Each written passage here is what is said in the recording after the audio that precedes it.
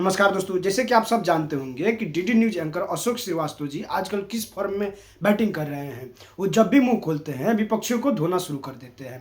एक कांग्रेस समर्थक उनके डिबेट में आए हुए थे, उनको इतना जलील किए अशोक श्रीवास्तव ने, इतना जलील किए कि आप लोग पूछिए मत, स्वयं देख लीजिए। इटली के प्रधानमंत्री को चॉकलेट देना भी अखरा, उसमें क्या गलत है भाई?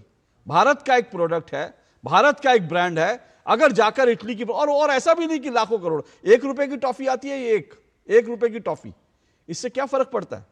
इससे क्या आपत्ति होनी चाहिए? नहीं, अब देखिए, आपत्ति तो अलग की बात है, लेकिन चाय की पत्ती भी बहुत महंगी हो गई है। आप आपत्ति पे रहिए, हम चाय की पत्ती पे रहेंगे। वो भी महंगी होने जा रही है, और चाय की पत्ती के साथ साथ दूध भी महंगा होने जा रहा है, पनीर भी महंगा होने जा रहा है। फिलहाल दूध तो और महंगा हो ही गया है। तो चाय भी साहब, जो गरीब आदमी पार्ले जी का बिस्कुट पहले 5 रुपए का आता था 100 ग्राम का, आज वो 10 रुपए का हो गया है, जिसमें बड़ी चाह से आप खाते थे। गरीब आदमी आजकल पार्ले जी भी नहीं खाया जा रहा है। और पार्ले जी की ही कंपनियों ने कहा था कि भाई साहब महंगाई बहुत हो गई है। तो आप जिसकी बार बार प्रचार और प्रसार कर रहे हैं, जिसका वो टॉफी भी बड़ी महंगी होने वाली है साहब, देख लीजिएगा। और फिर मैं ही इस शो में आपके लिए लेकर के आऊंगा यही 1 रुपए वाली टॉफी जो है ना, 2 रुपए की जब होगी तब लेकर के आऊंगा, तब पूछूंगा कैसा इसका टेस्ट है। तीसरी सबसे बड़ी बात, अरे स्वदेशी की बात हो रही थी, make in India, make in India.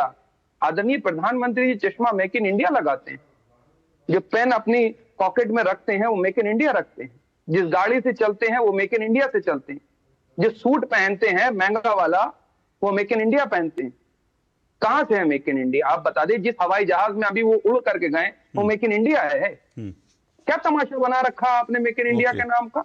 और तीसरी सबसे बड़ी बात, तीसरी, रुक जाइए, तीसरी सबसे जो आपने कही, अरे राहुल गांधी जी के लिए, पूर्व प्रधानमंत्री जी नेहरू के लिए दिन रात तो कोसते रहते हैं आप लोग। और किस भाषा का प्रयोग करते हैं आप लोग नेहरू जी के लिए, गांधी जी के लिए, और देश की स्वर्गीय प्रधानमंत्री जो शहीद हो गई उनके लिए किन अपशब्दों का करते हैं? आपको याद होगा, हम नहीं भूले, सदन के अंदर क्या कहा था निशिकांत दुबे ने नेहरू जी के बारे में?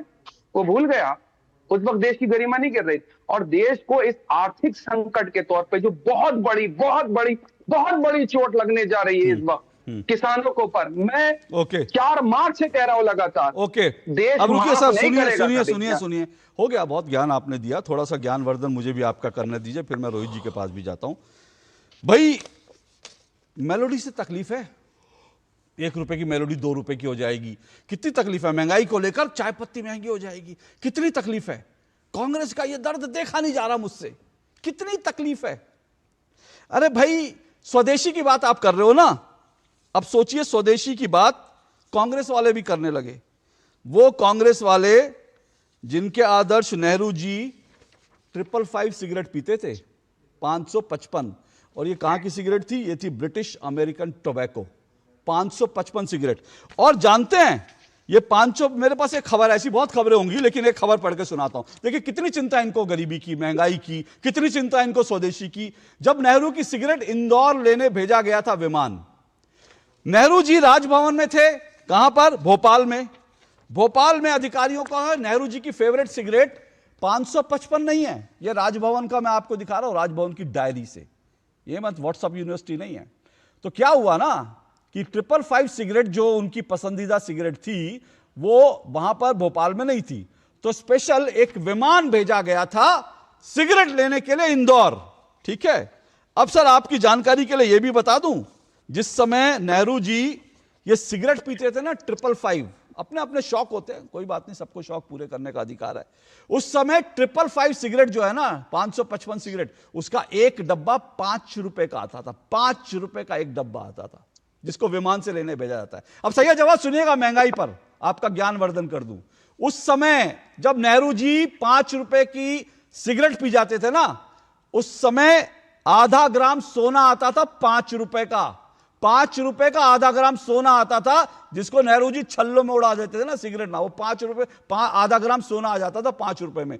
5 रुपए में एक परिवार का 15 दिन का राशन आ जाता था, सब्जी, दाल और इसके अलावा आटा, एक परिवार का 5 रुपए में आधे महीने का राशन आ जाता था, जितने में नेहरू जी की सिगरेट होती। तो मुझे लगता है कि अपने गिरेबान में झांक लेना चाहिए। और आपने महंगाई की चर्चा की, क्योंकि कांग्रेस को बड़ी तकलीफ है कि भैया देश में महंगाई बढ़ रही है आपको नहीं तकलीफ और है? मोदी जी नहीं, आपको तकलीफ नहीं है। मिर्ची लगी, आपको सुनिए तकलीफ मिर्ची नहीं है। लगी, अरे, मिर्ची अरे, लगी, रुक जाइए। इनको टॉफी दीजिए, बंद कीजिए दो- आवाज। अभी मुझे दो- और दो- बताना है, अभी हाँ। तो मुझे और बताना है। अरे, अभी इनको मिर्ची लगी, टॉफी भिजवाइए और जरा आवाज नीचे कीजिए। अभी इनको आईना दिखाना है।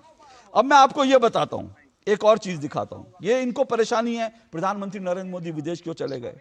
अरे भाई, जब जम्मू कश्मीर जल रहा था, पंडित नेहरू मशोबरा शिमला में माउंट बेटन कपल के साथ छुट्टियां मना रहे थे। ये नेहरू जी की चिट्ठी दिखा रहा हूं, ये नेहरू जी की चिट्ठी है, जिसमें उन्होंने लिखा कि हाँ, इस वक्त देश में बड़ी सारी प्रॉब्लम हो रही हैं, लेकिन I am going to Mashobra with the Mountbatten for some rest as well as quiet talks with them.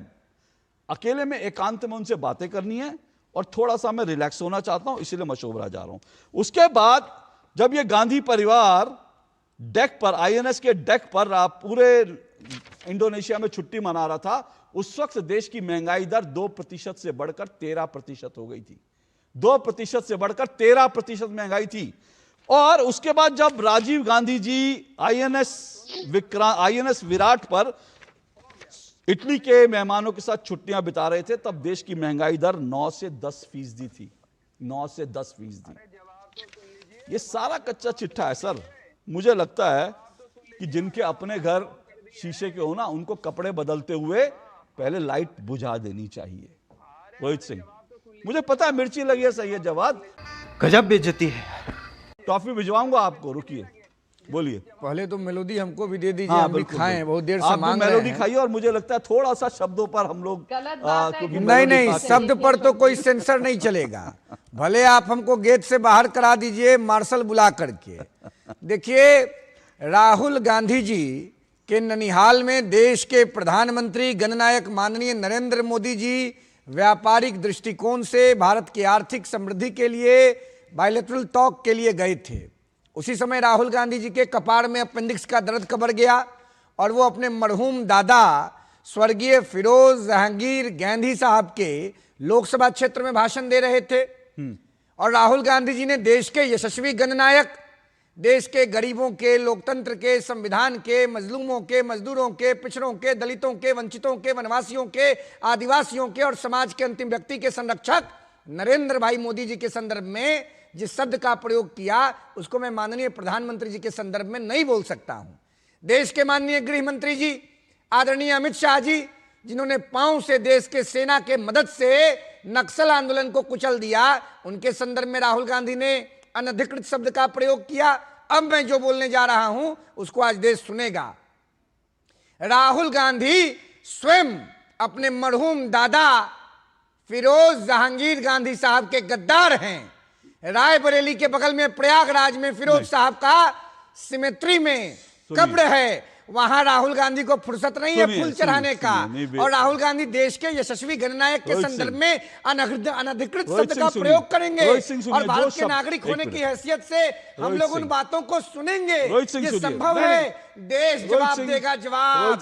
और राहुल गांधी को जवाब लेना पड़ेगा। रोहित सिंह, मैंने कहा शुरू में, आपने कहा सेंसर, बिल्कुल सेंसर नहीं है, ठीक है, आप अपनी बात, लेकिन मेरा शुरू में मैंने कहा कि भाई मेलोडी खाइए पर मीठा बोलिए। तो हाँ, बिल्कुल मेलोडी, लेकिन वो शब्द इस्तेमाल ना करें जो क्योंकि हम इन शब्दों के प्रयोग के लिए राहुल गांधी जी का हम बात कर रहे हैं। भाई कौन से संस्कार है जो इस तरह के शब्द, तो हम कम से कम हम इस बात का ध्यान रखें, हम ऐसे शब्दों का प्रयोग ना करें, ये मेरी विनती है। सही है, जवाब बोलिए, फिर राधिका जी। हाँ, अरे आप एक मिनट मेलोडी खा लीजिए, फिर आता हूँ दोबारा तब तक जी। हाँ, थोड़ा बोलना भी सीख जाओगे, सही तरीके से प्रैक्टिस में रहो, ठीक है।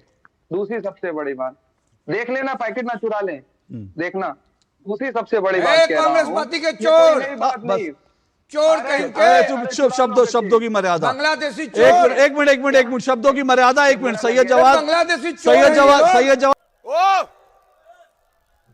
ना आप किसी के लिए चोर, ना रोहित सिंह किसी के लिए चोर शब्द इस्तेमाल नहीं। सही है जवाब, विषय पर आइए, बोलिए। सीमा में ओके, कोई जो सीमा से परे जाए मैं उसकी आवाज कटवा दूंगा, प्लीज। हाँ, सही है जवाब, विषय पर आए। अभी आपने बड़ा लंबा चौड़ा जो है नेहरू जी पे ज्ञान दे दिया। मैंने तो आपको ज्ञान नहीं दिया सर, मैंने कोई ज्ञान नहीं दिया। मैंने जो खबरें हैं, मैंने वो खबरें पढ़ी। अरे रुक तो जाइए।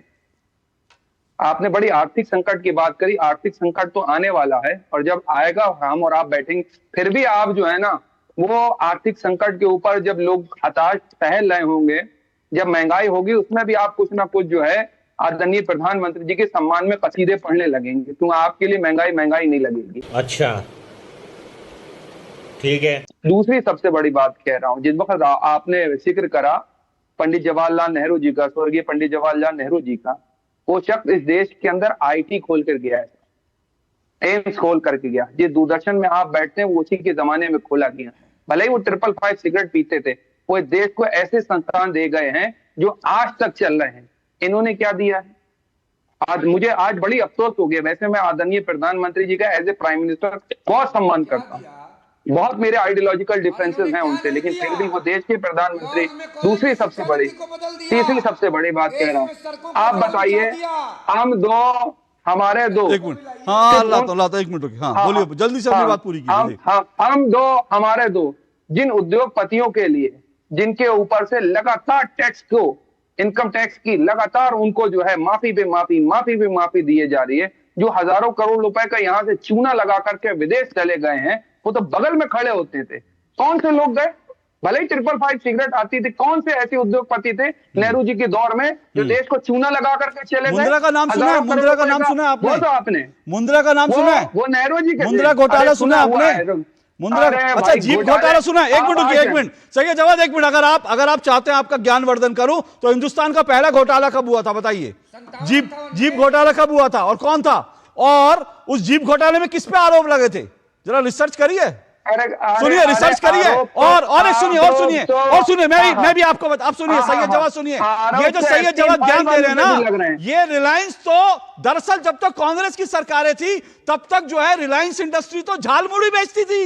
रिलायंस इंडस्ट्री झालमुड़ी बेचती थी और वो कुछ नहीं करती थी, झालमुड़ी। वो तो मोदी जी के आने के बाद रिलायंस इंडस्ट्री जो इतना बड़ा कारोबार बन गया, नहीं तो पहले तो झालमुड़ी बेचती थी। सही जवाब सुनिए, एक मिनट आप रुकिए। सही जवाब हो गया, एक मिनट। किसने क्या दिया है, एक मिनट, किसने क्या दिया है वो मैं कच्चा चिट्ठा खोलने लगूंगा, और किसके राज में क्या घोटाले हुए हैं तो आपके लिए मुंह छुपाना मुश्किल हो जाएगा। अगर हम करें तो करें क्या, बोले तो बोले क्या? इसलिए मैं कह रहा हूं विषय पर रहिए। सवाल यह है कि आर्थिक संकट प्रधानमंत्री नरेंद्र मोदी का दिया हुआ नहीं है, ये दुनिया में इस वक्त संकट चल रहा है, उस संकट के हम भी भागीदार हैं। महंगाई बढ़ रही है, ये सही बात है, लेकिन ये महंगाई ऐसी महंगाई नहीं है जिसको लोग सह ना सके। जिस समय 555 के सिगरेट के छल्ले उड़ाए जाते थे ना, उस समय देश गरीबी के उस गर्त में पड़ा हुआ था, और आज 2014 से लेकर अब तक 25 करोड़ लोग गरीबी रेखा से ऊपर उठाए गए हैं। ज्ञान ना हो तो ना बोला कीजिए। रोहित सिंह जल्दी रिस्पॉन्ड कीजिए, फिर राधिका जी बोलेंगी।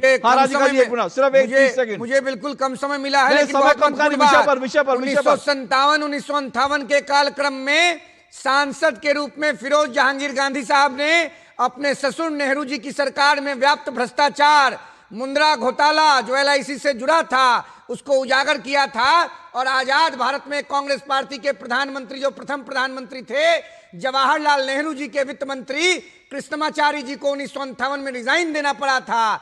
आज मैं दूरदर्शन के प्लेटफॉर्म से आपके सहयोग से देश के प्रधानमंत्री माननीय नरेंद्र मोदी जी से अपील करता हूं कि देश की जनता के सामने पार्लियामेंट के अंदर उस प्रोसीडिंग को लाना चाहिए। मैं संसद में होता तो इस बात को उठाता कि कृष्णमाचारी ने रिजाइन किया, क्यों किया, किसने उस घोटाले का पर्दाफाश किया? राहुल गांधी के दादा मरहूम फिरोज जहांगीर गांधी ने। खत्म, bye bye, tata, good bye.